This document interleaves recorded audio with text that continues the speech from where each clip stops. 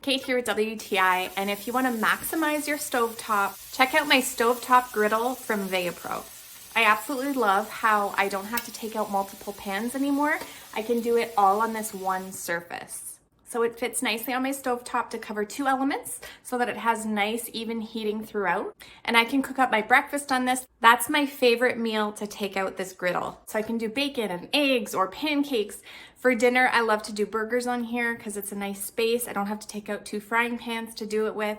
I also love the texture because it's non-stick. So you can just see things slipping and sliding on here. It rinses off like a dream. So to wash it, there's no scrubbing involved.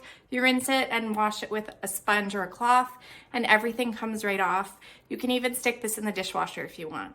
It has nice handles for easy handling and they don't get hot. So I can grab it from there and not worry about burning myself. So that makes it really convenient and easy to use. It's got a really interesting design on the bottom as well, so that it's reinforced, it can handle the heat and it's not gonna warp.